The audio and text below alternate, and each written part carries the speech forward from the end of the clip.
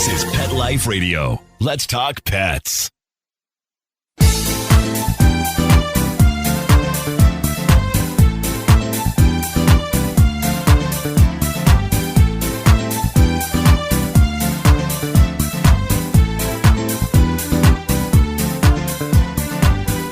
Hey, my cat-loving community. We are back with 19 Cats and Counting. And on this episode, we're going to talk about a number that bothers me. 134,400. That's the number of cats that get sent to U.S. shelters every single year for behavior problems. And behaviorists are working on doing something about that, which is why we have Pam Webster on today, and we will get into that as soon as we get back from this commercial break. Molly, here's your dinner. Zeus, that's not your food. Don't let that happen to your precious cat. Elevate your cat's eating experience with the Cat Tree Tray. The Cat Tree Tray keeps your cat's food off the floor and conveniently located on the cat tree. It's the perfect way to eat. It's a beautiful wrought iron tray that easily attaches to your cat tree and keeps dogs and other critters out of your cat's dish. A must for multi-pet households. There's a 6-inch tray for large bowls and a 4-inch tray for smaller bowls. Purchase your Cat Tree Tray today. Go right now to cattreetray.com. That's cattreetray.com. cattreetray.com. Let's Talk Pets on PetLifeRadio.com.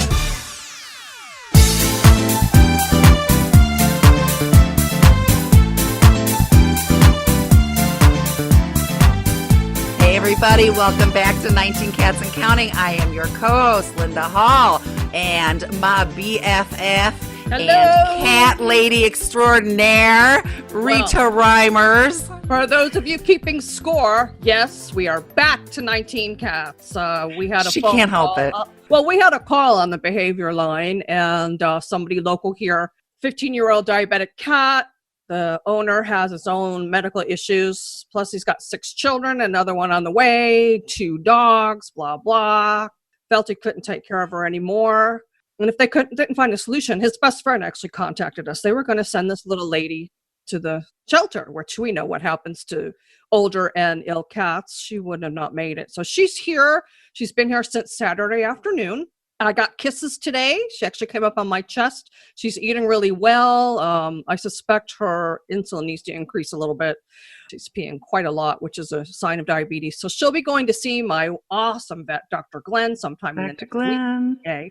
You didn't tell us Kitty's name? Oh, her name's Mimi. She's a Mimi. She's a little cat, like my sweetie pie. She's a tiny little cat. She's feisty. She's not real skinny like the older cats get. She's got pretty good meat on her bones. She's a little black and white tuxie. Yeah, we love those tuxies. Yeah, kind of reminds me of in your Warren. This is probably something we should warn Pam about when you get well known. Everybody wants to give you their cats. Yeah. Should we bring Pam in on this conversation? Well, Pam volunteers at a rescue right now. So let's go to Pam and let's yes. go on the road. Hi, Pam. Welcome Thank to 19 you so Cats and much. Counting. Yes, thank you for joining us. Yes, thank you for having me. Yes, so you volunteer for a rescue. What rescue? Let's give a shout out. Who you volunteer for? I volunteer for Kitty Crusade here in Utah. Aw, that's awesome. So what do you do there? Do you give the kitties love? Do you help with adoptions? What do you do? I haven't been there for any of the adoptions yet, but right now I'm still working on training them to get used to being able to have a good home. Awesome. Just like Yes. cool. Right. Yes. Right. Socialization is very important. It's everything. It's everything. Because if people Yes. bring home a cat that's not socialized, not a lot of people have the patience to do it or know how to do it. Yeah. No kidding. Yes. So that number I mentioned, 134,400, it is emblazoned in my brain. These are just the cats. It's not the total cats surrendered. We're used to talking about that. These are just the cats surrendered to U.S. shelters in 1 year's time on average for behavior problems. That doesn't count the ones that get kicked out or We're sent to private rescue. Private rescues are not included like mine. in this. Yes, exactly. Yes. So Hi, Dexter. that's a lot. And hi, Dexter. Dexter showed up on my porch one day, so of course he's On the deck. Thus, Dexter. I said, D-E-C-K-S-T-R. I got the name. Anyway, It's the only back one of your to cats Pam. I got to name. But yeah, so, Rita and I try to do our part. We do behavior counseling, but yeah, we can't alone take care of the people who are working to keep their cats in their home, let alone that 134,400. So we need more behaviorists. Yes. And it just so happens Pam did something we did. What'd you do, Pam?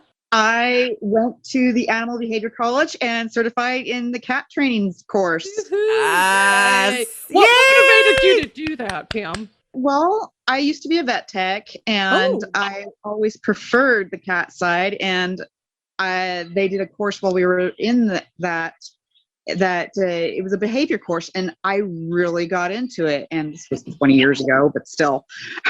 Yeah. Well, sometimes things sit on the back burner till we can get to them. We all know how that is. But yeah. And I'm the same. That's how I got into it. I just geeked out, spending time with Rita, staying in her home, which is really fun with 19 cats. And and so no, I mean really fun. Like I love it. Like it's like a cat cafe. In a few weeks, she feels like she's going on vacation. I can't wait. I sleep on the couch no matter what. My daughter is now sleeping in the guest room when we go together, but I wouldn't take the guest room. I want to sleep on the couch where all the cats lay on me. So it's like cat cafe, right? Only you get to stay there. I could charge for this. I've told you this, but not me. I get the friends and family discount. We'll talk about that. I'm not fond of that answer. I hear you. Feeding these cats. It's true story. Well, you have 11, so you know. But anyway, you have any cats of your own, Pam? I do. I have 2 of them. Yay! Tell us about them. 2 lightweight. Just kidding. I have a Maine Coon who we think is 11 because we're not exactly sure. He came to us from my husband's nephew, and so we don't know exactly how old he is. But yep, love Maine Coons. I had one, Maine but Coons. she passed away a couple of years ago. And then we also have a domestic short hair orange tabby that we adopted 7 months ago from PetSmart. Oh. So, she's got an orangey. Is it a boy or girl? Hey. So you've just been through your own cat integration. How did that go? Well, I really didn't even need to do a slow introduction at all. Sometimes There's we're a lucky. thing here and there, but they're best friends. Oh, I that's love wonderful. Love each other. That's wonderful. My phone is actually going off. I forgot to shut it off. Oops. Ignore that. Ignore that sound. Yeah, like I said, we're whatever happens. We were on a podcast one day, and was it your husband that snuck in real quiet? He had gotten home from work and he needed pants to change into. So he's crawling, trying to do, I think it was a behavior session. It was a behavior So he's session. crawling and like no one could see, right? He's like crawling through there. And yeah, you could see him. And I told the people, when we send you this video, you need to play that back because it was great entertainment value. I missed it. I missed it when I had to go play it back. Did you go play it back? Yeah, it was great. Well, when you do these things from home, this is what you got. Yeah. But yes. As you notice, Linda and I go down rabbit holes quite a bit. So all the time. So we got to get back on. Yeah. What was in that behavior? Like my aha moment, and I could actually get emotional about this, was the first time Rita taught me the slow blink. Because, you live with your cats and it's almost like living with someone from another country or, I've often likened it to a nonverbal autistic child. They're so smart, but they can't communicate it to you. And the measures we go to get that communication going.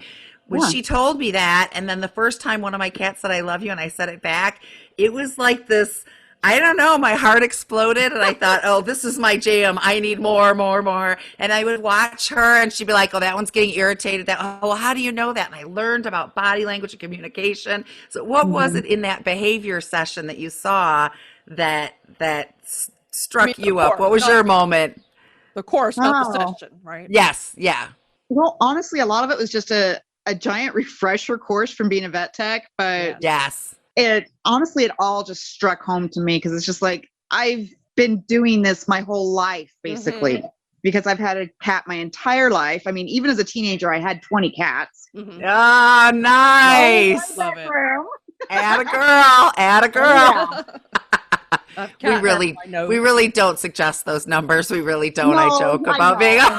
don't try this at home. Don't try this at home. Yeah. Yeah. But, you know, wasn't it great though, Pam, that I know for me, as I'm going through this, it validated a lot of the things I thought I knew that I really did know. But until you take a course, you're like, do I really know this? Yeah. Yes, I did know it. Oh, I do. Or I put things that I was already doing that I'd like emergency recall. I already had that. I didn't know that's what it was called, but I already had that. Yeah. Just take it down. Have you done that with your cats, Pam? Emergency recall? Yes. There are times I just grab a bag of treats. Hey, look what I got. Oh, that works. Yes. Yeah, I do it with the kittens over at. Yes. So our So, listeners. so emergency recall, for those who don't know, is something that you say consistently and you teach your cats to come to you for it. So like Rita said, she did it by accident because every time she goes to feed them, she hits this kind of sing-songy voice in this octave, I can't reach, something to eat, and they come running to eat.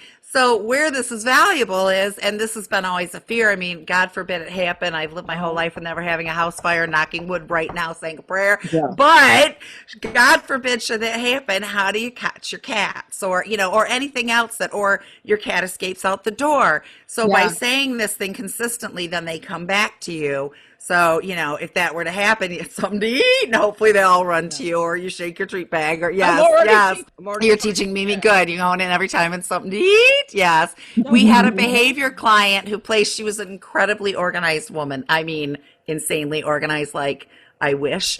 And she played a song on her tablet every time it was time to eat. So all she's got to do is hit that button, and she's got it. So yeah, the only danger about that is what if she doesn't have the tablet with her? Exactly, or it's not charged, or she was just reminded me of when my kids were little, and I used to play clean up, everybody, everywhere, when I wanted to pick up their toys, and they thought that was really fun, right? So. Did you make that up? Because I've never heard that. No, honey, it's a Barney song. You wouldn't know. I don't have. Unless your cats are forcing you to watch Barney, which it's just not worth. It's not worth losing the brain cells, girlfriend. No, I know. Linda's favorite. Another aside is SpongeBob SquarePants. Oh, SpongeBob! Look at that face. Yeah, I know. Literally, I only have kitty children, so we only play "Relax My Cat" and "Music for Cats" by David Ty. Yes. And then I make them suffer through IDTV with me because I like murder shows. So watch out. Yeah. Don't cross Rita. I'm telling you right now. Yeah. So we don't cross Rita. What did you like about the course? Oh, you know, I think the one thing I like the best is, for one, my 13-year-old wants to do the exact same thing as me now. And so she's my friend from school. That's amazing. And loves it. That's great. So sorry, I keep itching, but I have cat all over me. Oh, story of my life. Masks especially. I don't care where I put them. I can take them straight out of the wash, put them in the container, go to put them on, and they've got cat hair on them. It's a magical thing. I know. Really not sure how, but yeah. So you've been able to use these skills at the rescue. That's awesome. Are you looking to start doing behavior sessions like we do, just opening them up to the public? Or are you going to keep with the rescues? Still not sure what I'm doing. Understand. Well, we can talk, girlfriend. We can talk. We'll get you filled in. But yes, I think the picture of behavior sessions that a lot of people don't understand, it's not just about my cat's peeing on the rug, right? I mean, we get those emails. My cat peed on the rug. That doesn't tell me anything, sister. My cat's fighting with it. Okay, what's happened? What changes happened? There's anxiety we have to deal with, yada, yada. But then, too, the family gets strained. So especially, we've had a lot of somebody's got a cat, moves in with their partner with a cat, and they're integrating them. And it is so reminiscent of marrying someone with children and blending your families. Which Linda's done twice. Yes, I've done twice. Yes. And so, you know, it reminds me a lot of that. And people get very stressed out. So there's like a counseling aspect, and, you know, there's a lot. But, you know, you've got to, and, you know, the people have to be calm because cats are so empathic that they feel the stress. So we're watching the people and trying to calm them as well as dealing with the cat's issues, which normally take a person. So yeah, it's a lot. It's a lot. What do you think is the main thing that, from what you've seen, that people just don't understand about cats? A lot of it is the whole litter box issue. Yeah. Because I've even seen people at PetSmart that need some kind of cat behavior thing. I said, well, I'm the person to talk to. So, and I explained to them, you do realize this is the biggest reason why they are given to shelters. Yes. And it's fixable. Yes. And they're just like, well, what do we do? What do we do? And I'd go into details. Oh, really? Yes. We had that one couple that said they were not good at scooping the litter, and the cat was being outside the box. Well, hello. Yeah. Scoop the litter. Scoop the litter. And the box needs to be big enough. And then there's the hooded, unhooded thing. Well, and type of litter, too. Yes. It's important. Yes. Something they'll do. I think the lids are a big problem. Now, I love a lidded box. Nobody wants to walk past and look at poop. Nobody. I hate it. But mine were all lidded. And then when my son-in-law passed away, my daughter moved back home with her 4 cats. We started having all these problems. Well, her baby, they call her their dumpster baby. She's full grown, but she's tiny because she was a stray outside foraging for food. She didn't get enough nutrition. So she just never got as big enough. But yeah, she gets bullied and picked on a lot, and she is not getting in a hooded lid because there's only one way out. And if a cat's standing in front of it, she's fried. So yes. So, what is the biggest misconception people have about litter boxes, Pam, that you've experienced? So far, it's been the whole fact of, I need to clean it out more than just twice a week. Yeah. I had a cat sit client, and it was actually somebody that I know as a friend too. I'll tell you who off the air, Linda. When I was sitting her cats, three black cats, one litter box that was in the guest room bathroom in the tub. She said, oh, don't bother scooping it. We just dump it out once a week. She didn't even have a scoop. I had to bring a scooper because I wasn't going to do that. Yeah.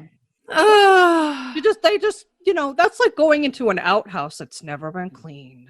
Yeah. No, thank you. Yeah, exactly. I avoid porta potties at all costs. It's got to be a real emergency for me to use a porta potty. And I think, that's what it is. Nobody wants to walk over that and smell it. And yeah. I love that commercial for Little Robot where the girl goes, if your cat has to step on poop to go poop, you're doing it wrong. And that's the truth. True story.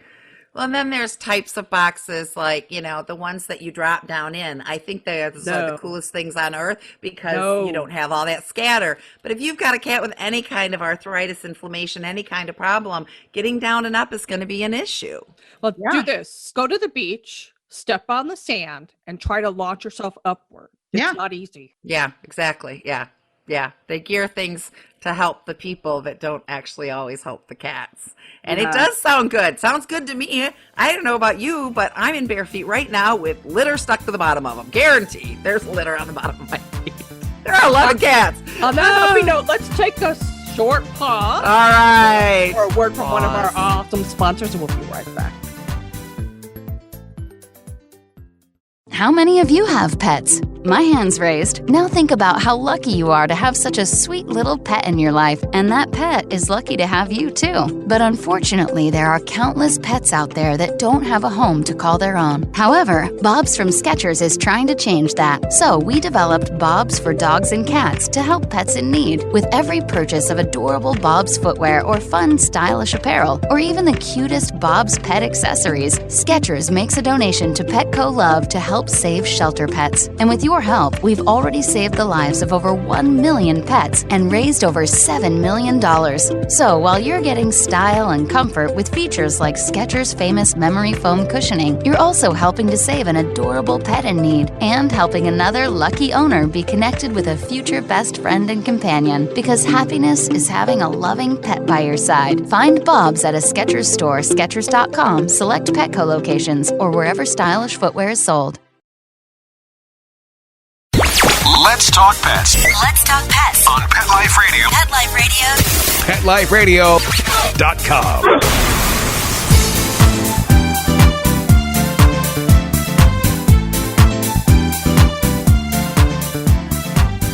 Welcome back to 19 Cats and Counting. I'm Rita Reimers. With me is my co-host Linda Hall and the awesome Pam Webster, a new graduate from ABC Animal Behavior College, same place Linda and I got our Cat Behavior certification.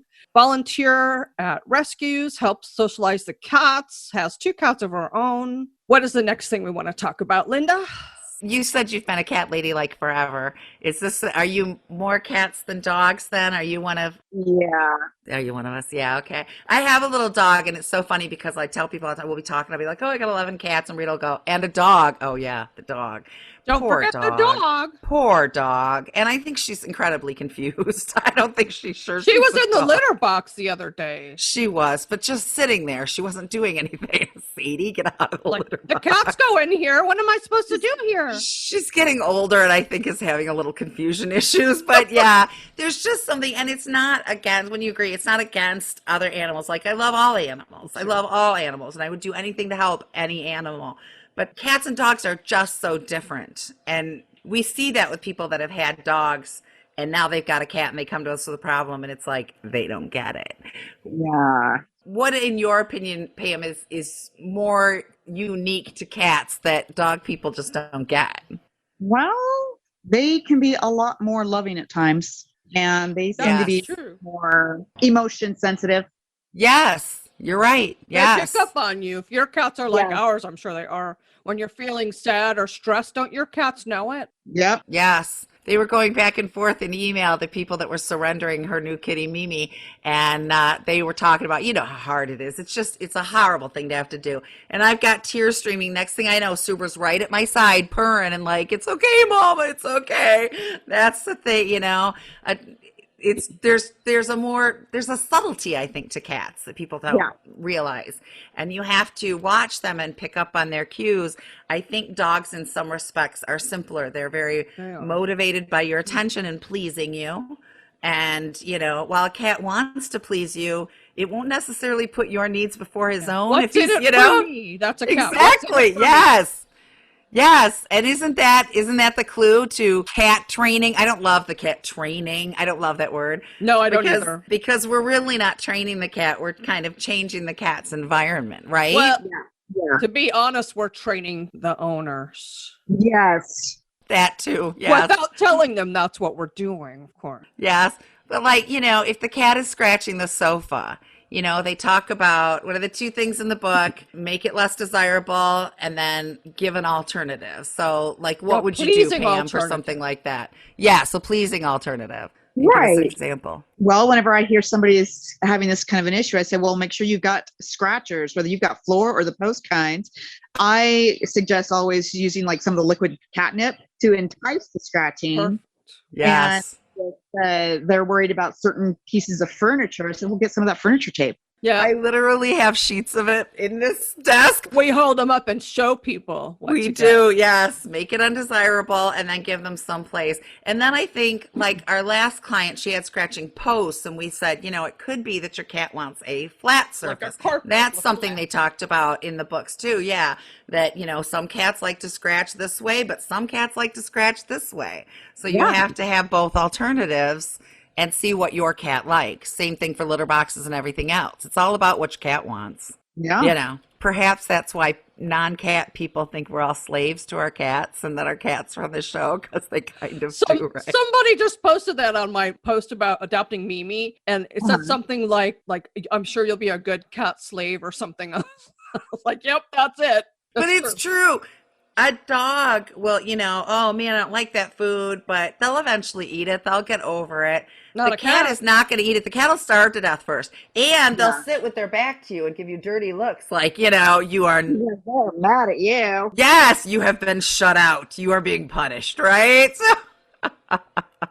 I think one of the biggest things that we hear, Pam, is people saying that they think their cat peed on their bed out of spite. They think their cat is vengeful. Tell us what you know about this.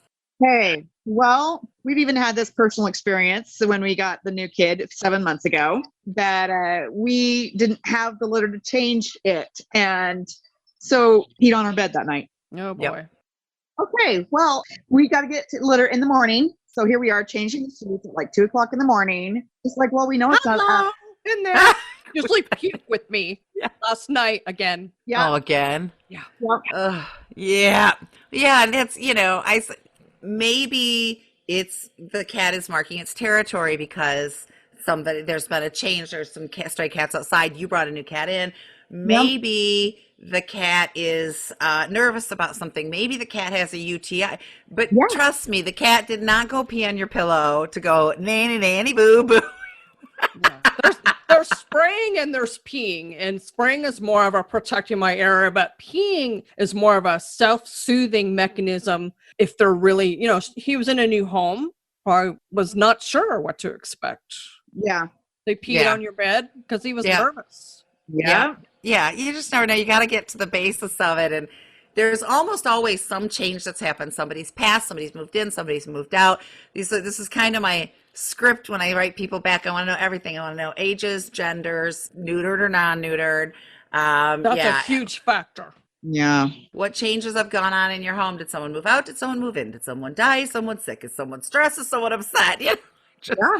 I want to know everything. And always there's like, oh, about the time that started, blah, blah happened. Ding, ding, ding. That's why your cat's peeing on your bed. Well, have you also noticed, Pam, have you noticed that people that use certain types of litter tend to have this peeing issue more than others? Because I know that's something I've noticed. Yes. And I said, well, then try a different litter. Yeah. It's usually the hard, chunky crystals and things that hurt their paws and those round pellet things. I mean, sure, that's a great idea, but ow. Yeah. Yeah. I like all those. I like all the environmentally friendly because I'm all about that. But there was one that a relative of mine tried that was walnut shells and they just weren't ground up. I said, put your hand down in it. If there's any discomfort, your cat has so many sensors and nerves going to their paws. They're going to step down on that. It's going to hurt a lot worse than your hands that have been toughened over all these years, right? If that feels the least bit uncomfortable to you, it's not going to work. You got to get rid of it. Yeah. I had a client that used that stuff and it stinks to holy you know what. Oh, wow. It does. Really? So does that tea tree stuff that they have out too. I think that's also like a shell kind of thing. That stuff stinks too. Yeah. When I worry about that odor, we try to steer people. Have you seen this? Probably we try to steer people away from scented litters. Mm-hmm. Yes, you've had this issue. Seen this? Yeah. And stay away from it. You gotta. If they don't like that smell, they're not gonna use it. Well, and can you imagine? I mean, my husband bought litter the other day, it was a couple weeks ago, and I'm not going to forgive him. No, I'm not. But it was scented, and I could when he was pouring it in the box at the end of his bed, and I was sitting in this bed. I could smell it. So if I can smell it, a cat's sense of smell is so much stronger. That's got to be, did you ever get like stuck in some class or something next to that person who bathed in their perfume or cologne or something, or stuck on an elevator with them and you're like, well, this is what your cat is smelling, right? And then heaven forbid you have a hooded litter and it's all just hanging in there. And then they go to scratch to cover it. Yes. Then they go to scratch to cover. Yes. Oh, I didn't even think about that. Yeah, that perfume on the paws. Yeah. That's why when you scratch it up. That's why when you have little kittens, you can't use clumping litter because they'll eat it and it'll make a lump in their tummy. The older cats, it's not such a big fear, but you can't use clumping with little babies. I knew you couldn't, but I didn't realize why. That's why. Look, I learned something. That's one thing Rita and I always say. Anybody who tells you they know everything is a liar. Run from them because we're always learning, right? You've been a vet tech. You've got your own cats and you've had cats there your whole life. You've got, you've got the shelter experience, but yet there's always something new coming around the corner. Pam, do you have a certain aspect of cat behavior that really appeals to you? Like for me, it's multi-cats. Is there a certain part of the cat behavior realm that you are somewhat of an expert with, or you want to bill yourself as, like me, the multi-cat expert? Well, probably a multi-cat person too, because I know at least two. Well, and integrations are a big thing. The two that we get the most calls about, inappropriate urination, defecation outside the litter box, and integrations. My cat hates this other cat, or we had a client whose mom was ill, and so she made this lovely apartment for her in her basement-ish. It's not basement-ish, but you know what I mean. It was the downstairs. It had a deck and everything, and so mom lived there with her cats. Well, mom passed away, unfortunately. Right. So now she's got mom's cats downstairs and We her gotta cats check on upstairs, her. and they all hate each other, right? Yeah, we do. See how that's Yeah. going. But, you know, that integration is tough, and when I moved my daughter in with her 4 cats, with everything I knew about cats, I felt like I was stupid all of a sudden. That was a whole new ball game, introducing 4 to 7. And yeah, poor Linda Rita thought never got off her the phone. 7 were going to be perfect angels, and I went, Somebody started peeing on the stove. Thank the Lord it's a flat top stove, because I can't even imagine if these would have been burners that pulled out. But we automatically assumed it was one of Nikki's 4 because, you know, they're in a new place. They've got new cats. Until we caught it, the culprit, it was Kismet, caught him red-handed. And we were like, no, Kismet is an angel. Kismet would never. But we upset the whole dynamic in the apple cart.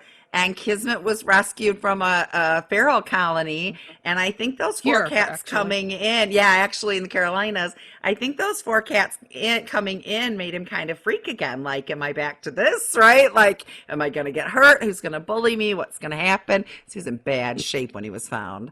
So, yeah. Well, he's FIV also. Oh, yeah. Which is why no one would adopt him, which is why I ended up in Ohio with a cat from North Carolina. So... I couldn't take him. I had 20 at the time, so I kept badgering her. Yeah, she kept sending me pictures. You know, there's nothing better than you getting only a have picture of 6. this cat with the sad eyes, and you're like, oh, man. What would you tell somebody who's contemplating taking the ABC cat training course or any other, you know, is thinking about becoming a cat behaviorist? Do you have any advice for someone thinking about it? Well, I say you never know till you try. Because I had found this about a year ago, and it's just like, okay, when we get some more money, I'll do it. And we did. Do you feel like it's like a passion or calling for you?